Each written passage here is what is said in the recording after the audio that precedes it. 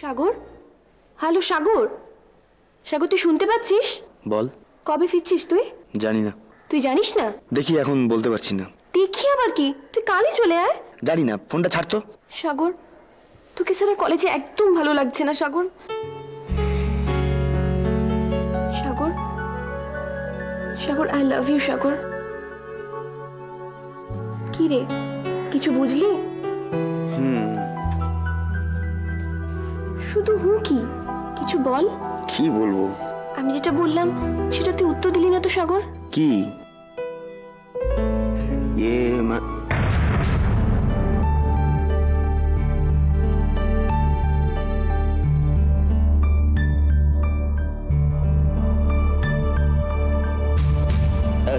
শোন না, আমি এখন রাখছি। আমি পরে পরে পরে কথা বলবো। হ্যাঁ, পরে কথা বলবো।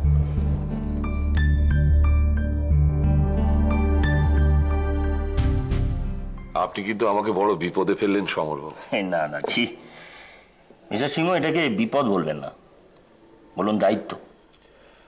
হ্যাঁ, মানে ভালো কাজ করব বলেই তো আপনাদের পার্টিতে আমি এমনিই আছি। না না, শুধু থাকলে তো চলবে না, আপনাকে দায়িত্ব নিতে হবে। আমি কনিষ্ককে দিয়ে খবর পাঠিয়েছিলাম যে আপনাকে ভোটে দাঁড়াতে হবে। হ্যাঁ, সে খবরটা আমি পেয়েছি। আমি জানতাম যে এত সহজে আপনি রাজি হবেন না, তাই আমি নিজেই এলাম। ছি ছি, আপনি এসব কি বলছেন? আপনি পার্টির মাথা। দেখুন, শুধু মাথা দিয়ে তো আর পার্টি চলে না। পার্টি চালাতে গেলে আপনাদের মতো লোকের দরকার। আপনারা হবেন আমার চোখ, নাক, কান। দেখুন মিস্টার সিংহ, পার্টিতে এমন অনেক লোকজন আছেন যারা মন্ত্রী পর্যন্ত হয়ে গেছেন, কিন্তু ভীষণ অসৎ। জানি। আপনাদের মতো মানুষজনকে কাছে পেলে আমি অনেক ভালো কাজ করতে পারবো।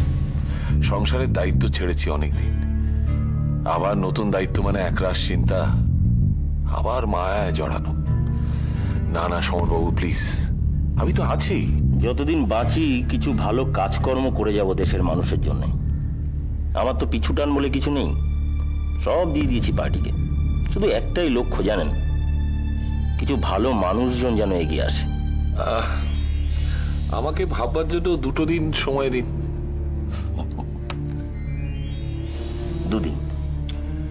এটা কিন্তু জুলুমবাজি হচ্ছে। আচ্ছা, এতদিনের পরিচয় আমি এইটুকু জুলুম করতে পারি না? হ্যাঁ, আচ্ছা ঠিক আছে, আজ তবে উঠি। আমাকে আবার একটা সভায় যেতে হবে, সেই চম্পাহাটিতে। আচ্ছা মিস্টার সিংহ, আপনি একটু বাইরে থাকুন না প্লিজ।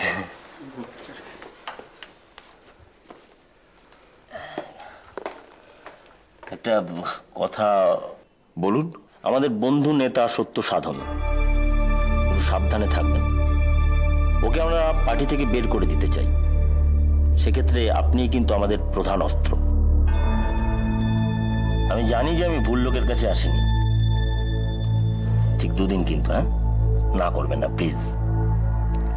আজ তবে চলি। আসুন।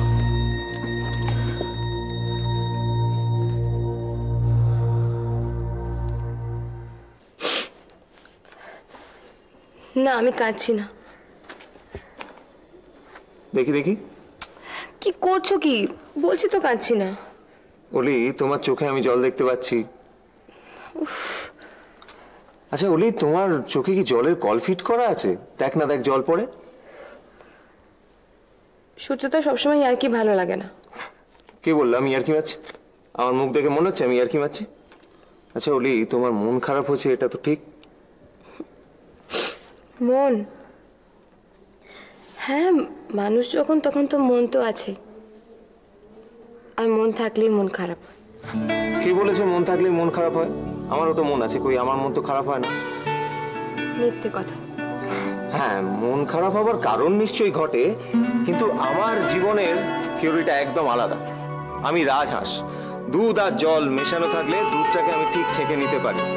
জীবন থেকে জলের মতো দুঃখটা বাদ, আর দুধের মতো আনন্দটা ভিতরে। কি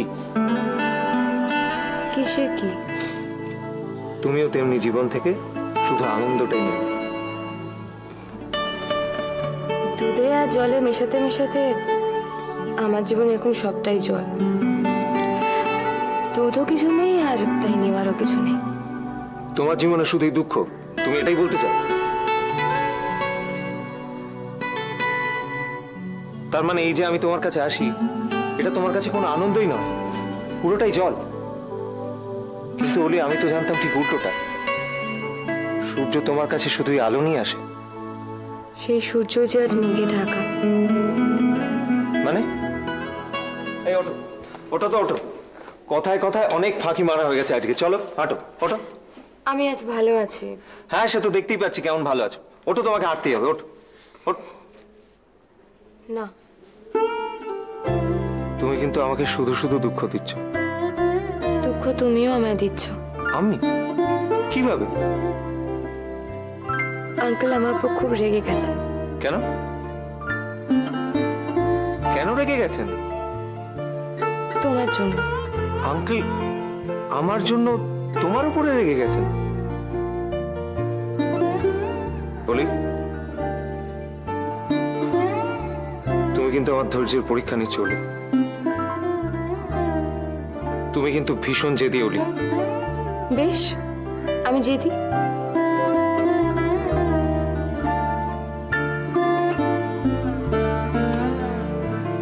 অলি,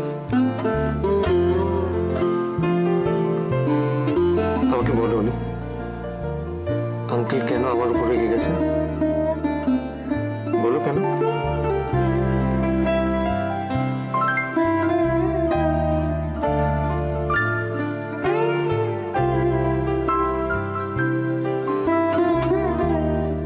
আমার ছবির এক্সিবিশনের কথা আঙ্কেল জানতেন না, শুনে খুব আপসেট হয়ে গেছেন। আচ্ছা অলিভ, তুমি আঙ্কেলকে এক্সিবিশনের কথাটা বলতে গেলে কেন? আমি এসে আগে বলতাম, তারপর তুমি বলতে। তুমি যে কি করো না, কেন বলতে গেলে আঙ্কেলকে? আমি আমার কাছে কথাটা শুনলে আঙ্কেল অতটা আপসেট হতেন না। তোমার এক্সিবিশন হচ্ছে, এটা তো আনন্দের খবর। তুমি যে কি করো না। এক্সিবিশনের কথাটা আমি আঙ্কেলকে বলিনি। তাহলে এক্সিবিশনের কথাটা আঙ্কেলকে কে বলেছে? অরিন্দম সেন। অরিন্দম সেন বাড়ি বয়ে এসে বলে গেছে। অরিন্দম সেন? সে আবার কে? আমার বাবা অরিন্দম সেন। ও সরি ওলি, আমি একদম বুঝতে পারিনি। এতে সরি বলার কি আছে? নামটা এত কম শুনেছি তোমার মুখে, আর তাছাড়া আঙ্কেল ছাড়া কাউকে তো তোমার বাবা বলে ঠিক মনে হয় না। যাকে, আচ্ছা উনি কি করে জানলেন তোমার এক্সিবিশনের কথাটা? জেনেছেন কোথাও থেকে? শুধু তাই না, উনি এও বলে গেছেন যে আমার ছবি বিক্রি হলে যে টাকাটা আমি পাবো তার উপর পুরো অধিকার ওনার। মানে? ছবিগুলো বিক্রি হলে আমি টাকাটা জলে ফেলে দেবো, সেটাও ভালো, কিন্তু ওকে আমি একটাও টাকা দেবো না। কিন্তু উনি জানলেন কি করে? এসব ঝামেলার কথা ভেবে আমি তোমায় বলেছিলাম এক্সিবিশনে কোনো দরকার নেই। তুমি জানো, বাবা যখন আঙ্কেলকে কথাগুলো বলছিলেন তখন আঙ্কেলের মুখটা কিরকম হয়ে গেছিল। আঙ্কেল চেষ্টা করছিলেন সহজ হতে, কিন্তু পারছিলেন না, আর সেটা দেখে বাবা খুব মজা পাচ্ছিল। তোমার না সবেতে তাড়াহুড়ো, তোমার আগে আঙ্কেলকে বলা উচিত ছিল। বলো, আমি তোমায় বলিনি আঙ্কেলকে বলতে? কতবার বলেছি বলো তো? I am sorry Oli, I am sorry. আমি আসলে এতটা ভেবে দেখিনি, আমার খুব ভুল হয়ে গেছে। তুমি চিন্তা করো না অলি, আমি এক্ষুনি গিয়ে আঙ্কেলের কাছে সরি বলে আসি। উনি নিশ্চয়ই আমার কথাটা বুঝবেন, নিশ্চয়ই আমার কথাটা বুঝবেন। আমি তোমাকে ভুলও বুঝিনি, আর আমার কাছে ক্ষমা চাইতেও তোমাকে হবে না।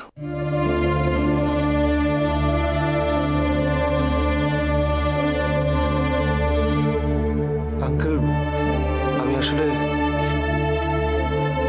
তুমি তো বন্ধুর কাজই করেছো সূর্যবাবু। যেটা আমার করা উচিত ছিল সেটা আমি করতে পারিনি, তুমি করেছো, আমি পারিনি। আঙ্কেল আপনি এভাবে বলবেন না প্লিজ। আমি চাই অলির এক্সিবিশন হোক। আঙ্কেল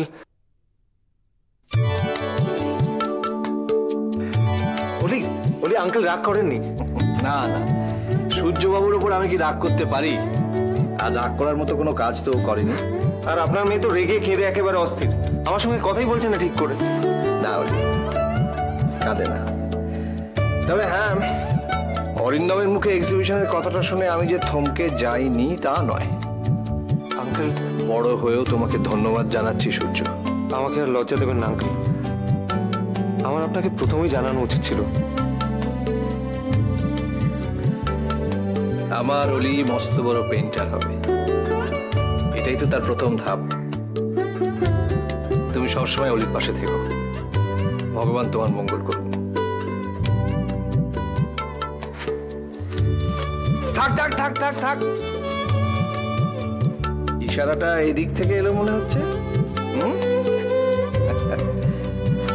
জানো অলি, বড়দেরও ছোটদের কাছ থেকে কিছু শিখতে হয়। আজ সূর্যবাবুর কাছে আমি অনেক কিছু শিখলাম।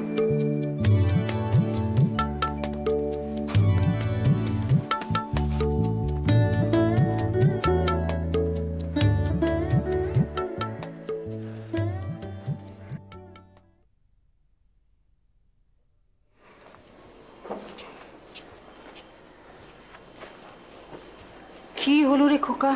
তোর গুণধর আকাশ নিশ্চয় এখনো বাড়ি ফেরেনি। না সে তো দেখছি, কিন্তু এত রাত তো কখনো করে না। আরো আশকারা দে, আরো মাথায় তোল। মা মরা ছেলে মা মেরা ছেলে করে এত আজ এই অবস্থা।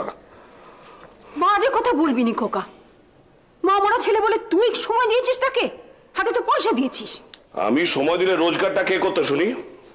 শোন দিদি, আজকের দিনে যার হাতে পয়সা নেই না, তার জোরও নেই। আজকে আকাশ এলে আমি ওর সঙ্গে কথা বলবো। শোন, একদম মাথা গরম করবি না। না, মাথা গরম করবে না। 12টা বেজে গেল, বাড়ি ফেরার নাম নেই, একটা ফোন নেই। বাড়িতে যে লোক আছে তারা যে চিন্তা করবে ওর জন্য, সেটাও মৃত্যু নিশ্চয়ই কিছু জানে না। না কই সেরম তো কিছু। যা ভেতরে যা। শোন শোন, আমি বললাম তো, যা ভেতরে যা, একদম বেরোবি না। যা। শোন, এমন কিছু করবি না যে ও মাথা গরম করতে পারে। ঠিক আছে, আমি দেখবো। যা। তুই যাবি? হ্যাঁ। তো যা, খোল দরজাটা।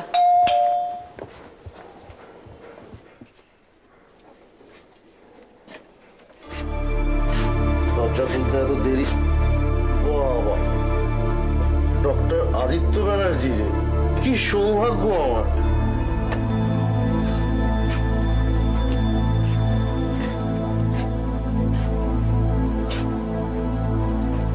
তুমি ড্রিঙ্ক করে এসছো? আনসার মি আকাশ, তুমি ড্রিঙ্ক করে এসছো? ইয়েস স্যার, একটু একটু করেছি। কথাটা বলতে তোমার তোর লজ্জা করলো না?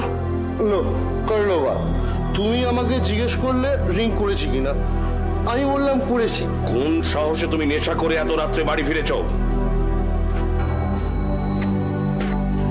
সাহস তো আমার ছোটবেলা থেকেই ছিল, জানো না? আমি ভাবতে পারছি না আমার ছেলে ড্রিঙ্ক করেছে, নেশায় টলমল করছে, নিজের পায়ে সোজা হয়ে দাঁড়াতে পারছে না। ছি বলবে না, খবরদার। আয়নায় গিয়ে নিজের মুখটা দেখো। সভ্য ওই ছোট লোকগুলোর মতো দেখতে লাগছে তোমায়। আমার মান সম্মান সব তোমার জন্য বিসর্জন যাবে। মান সম্মান? হ্যাঁ, মান সম্মান সারা জীবন ধরে অনেক পরিশ্রম করে অর্জন করতে হয়। তুমি কি বুঝবে তার মর্ম? What nonsense! কে কে তুমি আমাকে ননসেন্স বলছো? তোমাকে না বাবা, এই পরিস্থিতিটাকে। এই পরিস্থিতিটাকে তো দিনের পর দিন তুমি নোংরা করে তুলেছো। আশকারা পেতে পেতে না তুমি একদম জাহান্নামে যেতে বসেছো। আজকে ড্রিঙ্ক করে বাড়ি ফিরেছো। যাও, বেরিয়ে যাও, আমার বাড়ি ছেড়ে বেরিয়ে যাও। I say get out. বাইরে বেরিয়ে 2 পয়সা রোজগার করে দেখো, তখন বুঝবে কত ধানে কত চাল। বাপের পয়সায় মস্তানি করে না, ঘুচে যাবে তোমার। আকাশ, দিস ইজ দ্য লিমিট। আজকে তুমি ড্রিঙ্ক করে ফিরেছো, বেরিয়ে যাও। মুখ সামলে কথা বলবে ডাক্তার আদিত্য ব্যানার্জি। কি বললে? ডক্টর আদিত্য ব্যানার্জি? ডক্টর আদিত্য ব্যানার্জি আমার বাবা। তুই আবার বেরোলি কেন? তোকে বলেছি না ঘরে থাকতে? পিসি, হাতটা ছাড়ো, আজকে সব হিসেব আমাকে বুঝে নিতে দাও। হিসেব? কিসের হিসেব? আমাকে বাড়ি থেকে বেরিয়ে যেতে বলো। তুমি কে? Who the hell are you? আমি তোমার বাবা। বাবা? খালি নামেই বাবা। আগে বাবার মতন কাজ করতে শেখো, তারপর নিজেকে বাবা বলো। আকাশ, এসব তুই কি বলছিস কি তুই? ঠিকই বলেছি। আমায় কিছু বলার ওই লোকটা কে? আমি নেশা করেছি, বেশ করেছি, বেশ করেছি, বেশ করেছি। আকাশ, আকাশ কি বলছিস কি তুই? আরো এই বাড়িটা আমার মার, এই বাড়িতে আমার অধিকার আছে। যদি এখান থেকে কাউকে চলে যেতে হয় তাহলে ওই লোকটা যাবে, আমি না। আকাশ, ও আমার বাবা, ও আমার বাবা, ও একটা খুনি। আকাশ, খুনি খুনি খুনি, আমার মাকে খুন করেছে ওই আদত্ত বাবা। না না, কি বলছিস কি তুই এসব? এটা সত্যি নয়। এটাই ঠিক, এটাই ঠিক। আমার মাকে অন্ধ করে তুমি হাসপাতাল তৈরি করেছো। টাকা টাকা টাকা, সারা জীবন টাকা টাকা ছাড়া তুমি কিছু বুঝেছো? কি করছিস খোকা? এত বড় ছেলের গায়ে হাত তোলে? মারতে দাও, মারতে দাও পিসি। মারা ছাড়া ওই লোকটার কি বা পারে? একটা খুনির ছেলে নেশা করেই বাড়ি ফেরে, আমার মাকে খুন করেছে ও। না, তুই জানিস না তোর মাকে খুব ভালোবাসতো খোকা। ভালোবাসতো? My foot. ঘরে চল তো, আয় আয় ঘরে আয়। যতদিন বেঁচে ছিল ততদিন চোখের জলে দিন কাটিয়েছে আমার মা। চুপ কর আকাশ। নীলা মারা যাবার পর একমাত্র তোর কথা ভেবে খোকা বিয়ে করেনি। না, বিয়ে করেনি নিজের ইমেজটার কথা ভেবে, নিজের খুনি ইমেজটা বাঁচাতে। ওকে ওকে ভেতরে নিয়ে যা। আকাশ ড্রাঙ্ক। ইয়েস ইয়েস, আমি ড্রাঙ্ক, কিন্তু আমি সব জানি। তুমি একটা খুনি, তুমি আমার মাকে খুন করেছো। খুনি আদিত্য ব্যানার্জি, ইউ আর আ কিলার। তুমি খুনি, আমার বাবা, তুমি খুনি।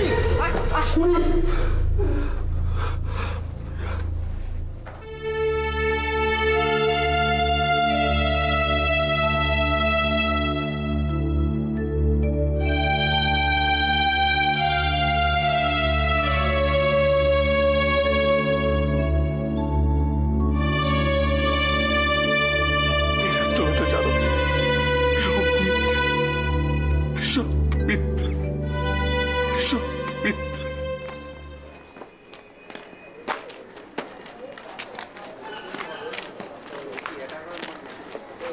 কিরে তুই এখানে একা দাঁড়িয়ে? ও তোরা যা, ওই মানিকদা ক্যান্টিনে যাচ্ছিস তো? হ্যাঁ। যা, আমি আসছি। তাড়াতাড়ি আসিস।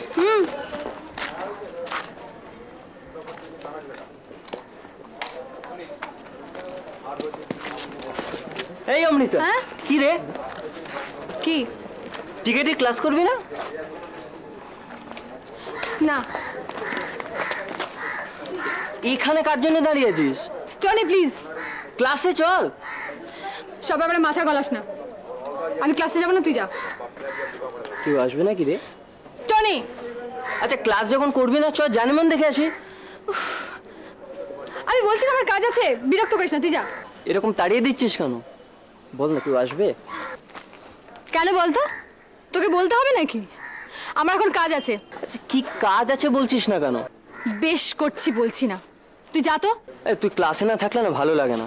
টনি তুই যা। বেশ। ও ওই তাহলে তোর কাজ।